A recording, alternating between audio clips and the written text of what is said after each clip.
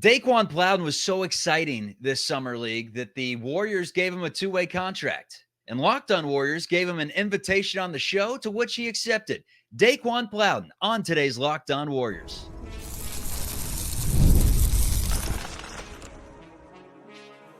You are Locked On Warriors, your daily Golden State Warriors podcast. Part of the Locked On Podcast Network, your team every day.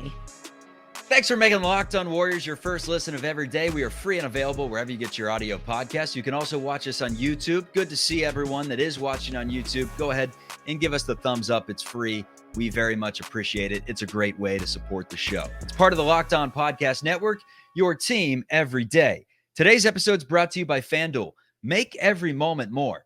As the Olympics wind down, the sports stop sporting like we want them to. But this summer, FanDuel is hooking up all customers with a boost or a bonus daily. That is right. There's something for everyone, every day, all summer long. Visit FanDuel.com to get started. Charlie Walter here, formerly of 95.7 The Game in San Francisco, also KPIX, CBS Bay Area. Daeqwon Plowden joins the show in just a little bit. We talk all things from his journey, starting off as an unheralded recruit at Bowling Green, and could potentially be sharing the floor with NBA legends. Daeqwon Plowden, a 25-year-old rookie that's looking to defy the odds and earn himself a spot for the Warriors. Tell you what, turned into quite the volume shooter. He was under 30% his freshman year of college at Bowling Green. Shot at 40% last year on over 5 attempts per game with the Magic's G League squad. Also 80% from the charity stripe. So the guy can flat out shoot. Hit 6 threes a game multiple times last year. Did it this summer with the Warriors. I think it was against the Heat when he went 6 for 9. In short, he's a microwave. He gets hot and you can knock him down. Nearly 14 a game in the G League last year, and just seems like a player that's starting to put all the pieces together at the right time. Confidence is massive in sports. He's someone that seems like he's playing with a lot of confidence right now and has a very intriguing skill set that does make him someone to keep an eye on this season as he potentially goes back and forth between the Warriors and Santa Cruz. Was 24 of 56 this summer. That's 42% from three. Scored in double figures every game but one. Threes and highlight dunks are what you can expect. And also what you can expect is a really, really good dude. Enjoyed the conversation, and hopefully you do too. Here's Daeqwon Plowden. All right, Daeqwon Plowden, thank you for joining the show. A recent addition to the Golden State Warriors via the two-way contract. That's got to sound awfully nice, you know. Golden State Warriors, premier franchise in basketball the last 15 years. Hearing your name is an addition to it. But the job is not done yet. But congratulations. Welcome to the show. Thank you. I appreciate that. All right, so let's go back to the beginning with you, because a lot of people don't know your story. Unless you're an avid fan of collegiate basketball and watch some of your games in the MAC, you've been going under the radar really your entire life. Not a massive recruit by any means. Played your basketball at Bowling Green. Actually saw some of the people in the comments thinking that Bowling Green was in Kentucky. There is a Bowling Green in Kentucky, but there is. You played at the one in Ohio. Based off everything I've read, you were more of like a power forward that played inside, and I guess your 26% three-point percentage your freshman year would all but confirm that was kind of your game early on, was just playing in the post, not as much in the wing. When did you kind of start shifting philosophies with that? I think, coming closer to like my junior year is like when we really started to, kind of transition. The trying to pick up the pieces was a process throughout all 5 of my years in college. But we kind of just was figuring it out early, and it was basically just growing pains, while we were, early on freshman year, sophomore year, stuff like that. But like really toward my last few years of college is when we really started to build toward, playing more primarily on the wing and, being in and out a little bit more and being more decisive with that. One of the big things that got you on the radar and has you in the position you're in now, and people would have discovered you eventually with the way you've been playing, but the Pelicans brought you in as a filler for a workout a couple of years ago, if I'm correct. You dominated that workout. Next thing you know, you have a role for the Pelicans, and most recently for the Orlando Magic last year in the G League, also the Oklahoma City Thunder. So you've had a little bit of experience jumping around the teams.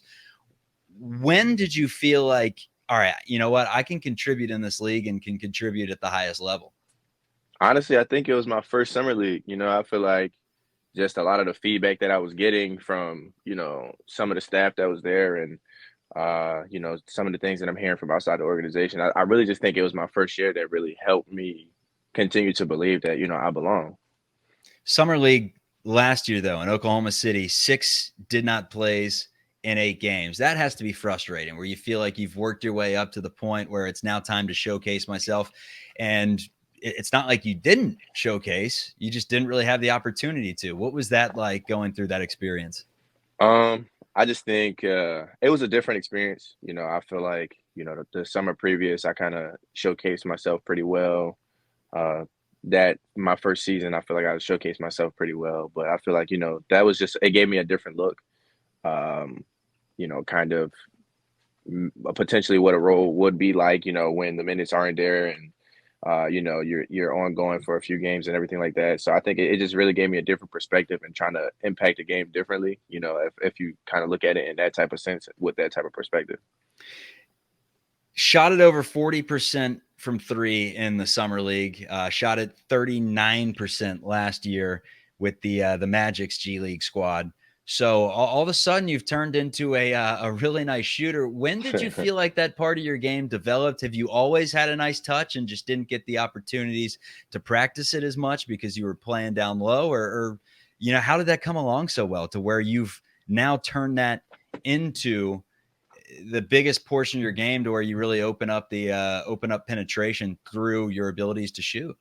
Yeah, I think, and again, I think this is just, along with the process, my first year is kind of getting acclimated to the league. So it was really the growing pains again. And then, last year it was like really, them really trying to like instill the type of role that I'll be kind of playing moving forward in my career, and we just really honed in on it, and I fully bought in. And, I think that it was just the confidence that they helped me gain as well, that just allowed me to be able to shoot freely and shoot confidently. 2 aspects of your game that Warriors fans are going to love. One is the defensive ability, an all defender in the MAC and someone that can, pick up point of attack. Also a really good rebounder. But I think the most glaring attribute that you bring to the table, because everyone loves some tip slams, everyone loves high flyers, guys that throw down. That is you, man, with the athleticism you display. If you were to be in a dunk contest someday, hypothetically, what's the coolest cram that you have in your arsenal? Between the legs, you got it in you? I got an East Bay. I made like a behind the back maybe one time. Like I made it one time. Okay. Like there's a bunch of dunks that I think about that, I just never tried and stuff like that. But yeah, maybe someday.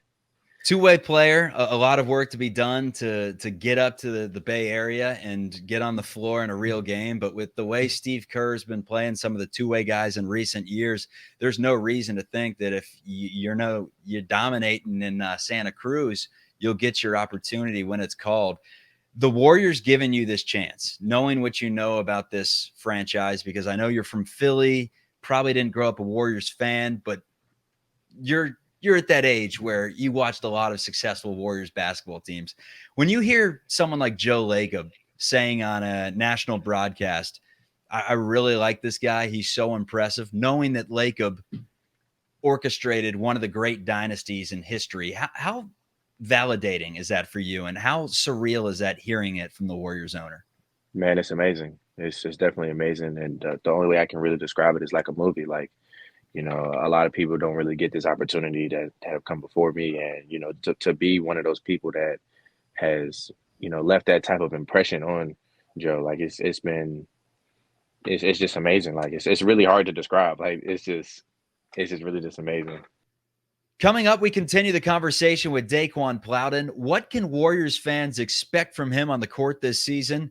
He gives his answer. I love sports, big fan, love them so much that I never want them to end. But unfortunately, this time of the year, when there's not the Olympics, there's not a whole ton going on. That'll be done eventually. And we'll have some time before football season begins. And we have plenty of time, unfortunately, that we have to wait before basketball picks up.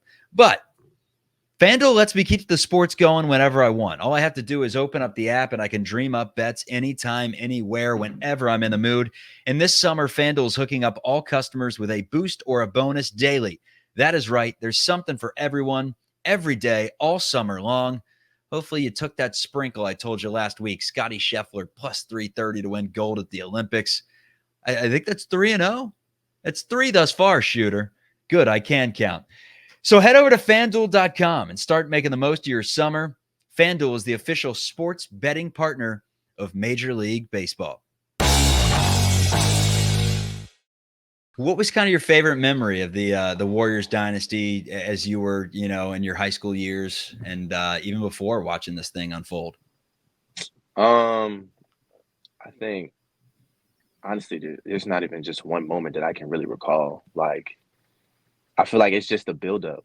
Like, I feel like that's because it's always been like that for me. Like, it's been the buildup to the big moments. It's been the buildup to a championship caliber team as the Warriors built over the years. And um, I really like the process because you get to see like what teams are like before. And then when they're rolling, like, holy shoot, like this just ain't out of nowhere. It's been the buildup to get there. So I really think just the process of them building a 4-time NBA championship team, like I feel like that was probably the best moments for me.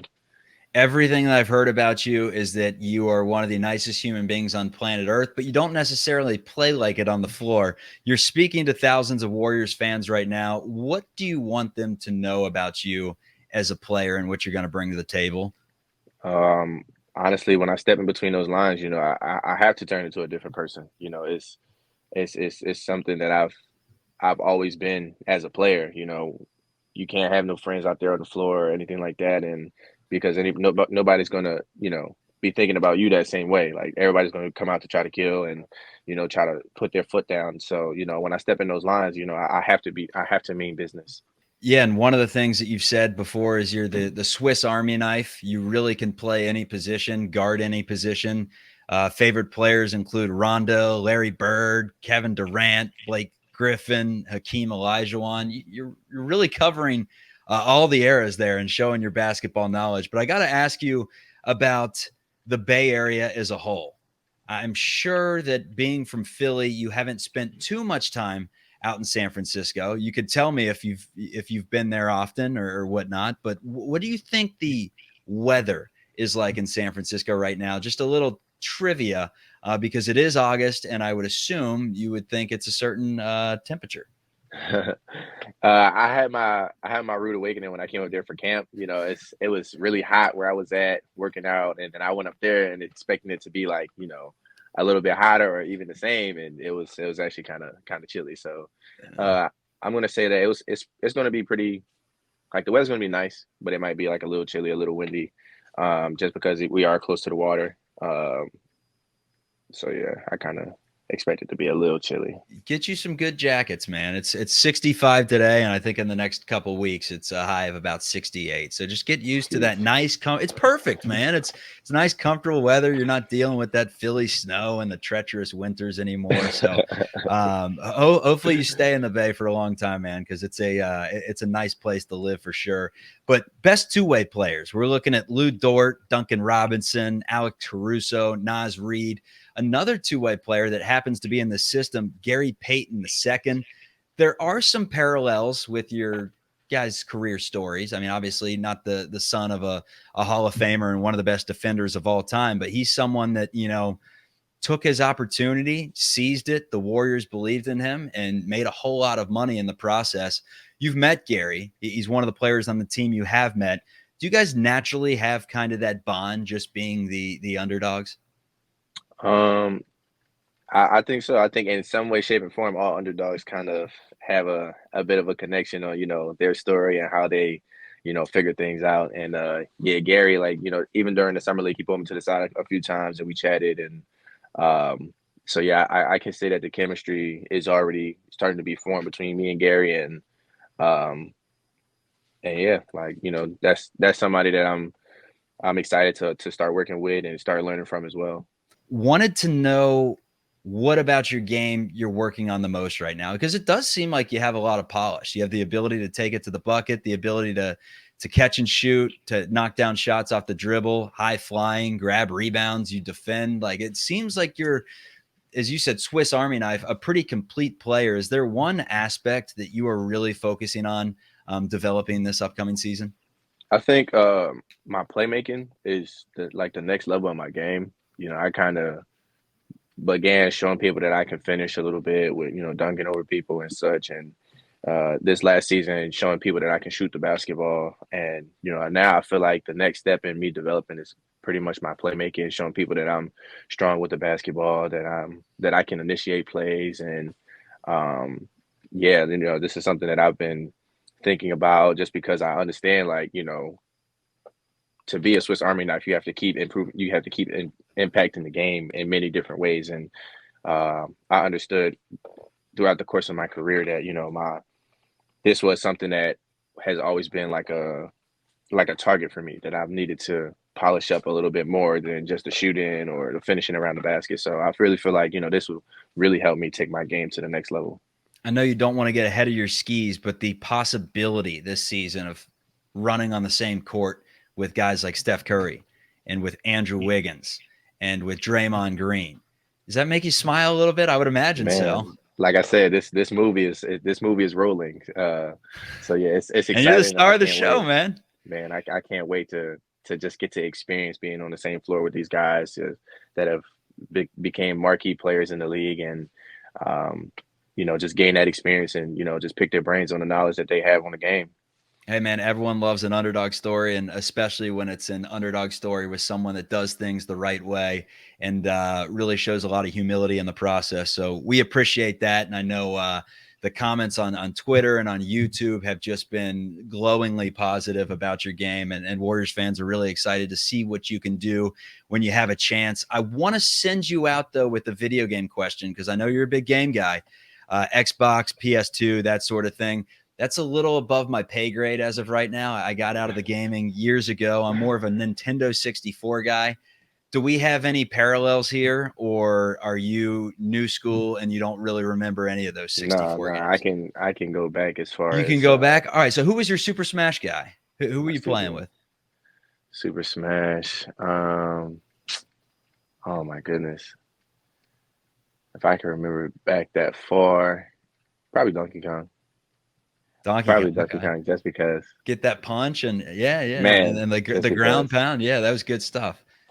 So you were a power guy. I went with the speed of Fox or Pikachu or whatever, and just would use that R button and grab people. But what's your game nowadays? You messing around with 2K, and when you do play 2K and you see yourself in there, how you playing with yourself? Are you going with the rim rockers, or are you working on that 85 jump shot or 90 jump shot they're giving you? Man, we definitely going to attack the basket. I gotta see if they got my whole dunk package on there. So for sure, yeah, definitely. That's awesome. That's one of the things that you probably isn't on the back of your mind when you're working your way towards an NBA career, but it would be it'd be quite the I guess quite the gift that keeps on giving. Were you to be in that game and really have the chance to improve your stock. But really appreciate you joining the show today, and best of luck this season. We're excited to see what you can do. Thank you. I appreciate you for having me. Coming up, I promise you it's the last 30 seconds you will hear about Lauri Markkanen on the show, but he did get the contract extension. I want to run through the numbers real quick. Also, Warriors news and notes. Draymond Green and Steph Curry each saying that they are excited for what the Dubs did this offseason per reports. That's next. When your schedule's packed with kids' activities or big work projects, even if you don't have kids or you don't work, there's still a lot that goes on in just keeping up the house or taking care of business. Life is busy, and it's easy to let your priorities slip. We know what makes us happy. It's just sometimes hard to make time for it. But when you feel like you have no time for yourself, non-negotiables like therapy are more important than ever. If you're thinking of starting therapy, give BetterHelp a try. It's entirely online. It's designed to be convenient, flexible, and suited to your schedule. You just fill out a brief questionnaire to get matched with a licensed therapist. You could switch therapists at any time for no additional charge. Never skip therapy day with BetterHelp. Visit betterhelp.com/lockedonnba today to get 10% off your first month. That's BetterHelp, HELP.com/lockedonnba. So the Golden State Warriors will not have Lauri Markkanen this upcoming season. That was pretty much confirmed about a week ago at this point. And I think anyone that saw the writing on the wall and was reading the tea leaves understood that the Warriors weren't willing to depart with the massive package that the Utah Jazz had originally asked for when it was Podziemski, it was Moody, it was Kuminga, and it was a bunch of draft picks. So that entire thing fizzled. Lauri Markkanen will stay with Utah, signing a 5-year, $238 million deal with the Jazz per his agent. That comes out to $47 million a year, exactly what Pascal Siakam is making. Brandon Podziemski will make about $4 million this year. So you're saving $43 million worth of salary. And for those that hopped in the comments yesterday and said, of course you make the trade for Podziemski in regards to bringing in Lauri Markkanen, I get that. But a lot more in today's day and age goes into just skill set. And one thing that goes into it is the finances, quite frankly. And when you're saving $43 million because you're not paying Lauri Markkanen, you now have the flexibility to bring in someone else, and you get to keep Podziemski and all your picks in the process. And I think that was probably what the Warriors felt at the end of the day. You know, this may be a different situation if we were looking at Giannis. This may be a different situation if Anthony Edwards wanted out. Lauri Markkanen, really good player, could be on the rise, has had some issues staying on the court throughout his entire career, and we just don't think he's necessarily worth that type of money in addition to the assets that we'd have to give up. So that's that. According to NBA insider Kendra Andrews, she says that Stephen Curry and Draymond Green are excited about the moves the Golden State Warriors made this offseason. They did add in Buddy Hield, great shooter, Kyle Anderson, slow-mo, IQ, defense, good passer, and DeAnthony Melton, a good defender when healthy, and someone that's really good in transition. They lost Klay Thompson to the Mavericks. They lost Chris Paul to the San Antonio Spurs. And Dario Saric is no longer on the team as well. Honestly, I have no idea where Dario Saric is. The quote, Curry, Green, and the Warriors have struck a balance as to how involved the stars want to be in the organization's decisions. Sources told ESPN that neither Curry nor Green want to be final decision makers in regard to roster moves or transactions, but they do want to be consulted. So when Klay Thompson says, hey, I don't want you guys to use your organizational clout to keep me here this next year, apparently they don't want to be the sole decision makers, the final decision makers. And of course, the Warriors wouldn't put them in that position. You're not trusting the players more than the GMs. Never. That's how situations get blown up and turn into awful decisions. But they do want to be consulted. And maybe when Draymond Green said he shut down that trade or helped veto that trade where we still don't know what it is, I would assume maybe Lauri Markkanen, and he said that would be a bad trade. That was him being consulted.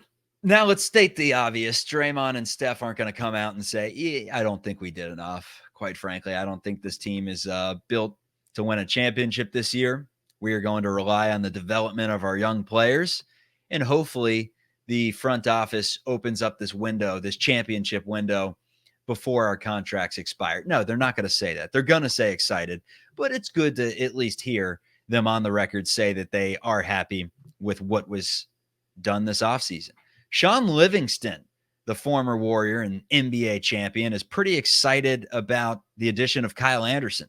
Livingston's talking about how Anderson can calm the game down when it speeds up for everyone else, which is a big contribution to a team that has a lot of young players that sometimes move a little quick. Quote, in the playoffs, the goal is to make the other team play with their left hand, their weak hand, Livingston said. It's a chess match, and you need guys that are cerebral, guys that can think the game, and that is slow-mo. I think he's one of the smartest players in the league, to be honest with you.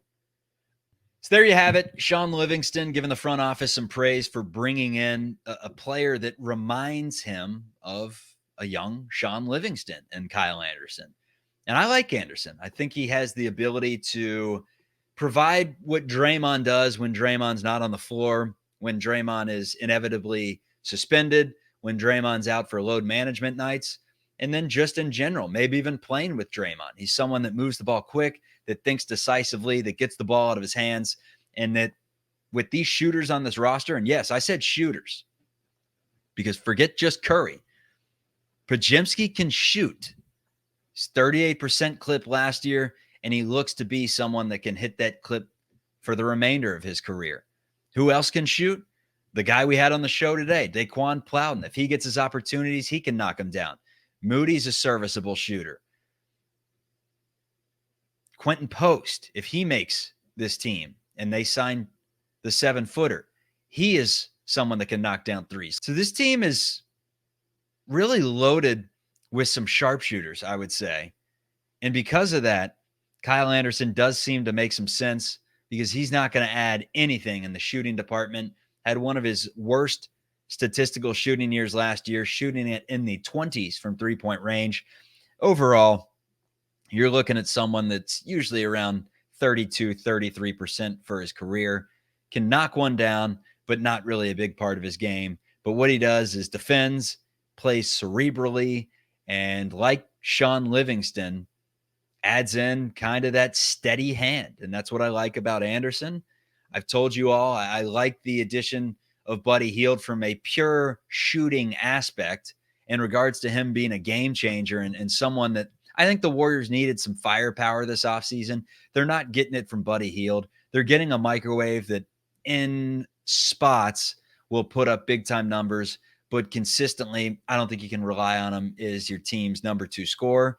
So I think that the best opportunity this team has to really be a title contender is to rely on immense growth from Kuminga, Podziemski, Trace Jackson-Davis, Moody if he's on the team, a bounce-back season from Andrew Wiggins. And I think that's going to frustrate a lot of fans if it does not work out. And rightfully so. It should. Joe Lacob doubling down on the fact that he thought his team was better than their record showed last year, and doubling down on the fact that if they are pretty good this season, they have the assets engaged to make the move, get the player in that takes the team over the top. But as of right now, a lot of things have to go right. No doubt. Podziemski's got to be a dog. Kuminga's got to be worth the $40 million or whatever that he's potentially going to be asking for this offseason. Trace Jackson-Davis has to be one of the great centers, one of the great young centers in basketball and an up-and-comer.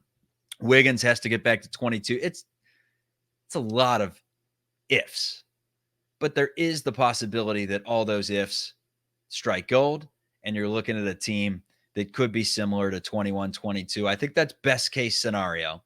Now, the league's a lot better than it was then, specifically the West. All right, that does it for the show today. Thanks to Daeqwon Plowden for joining the program.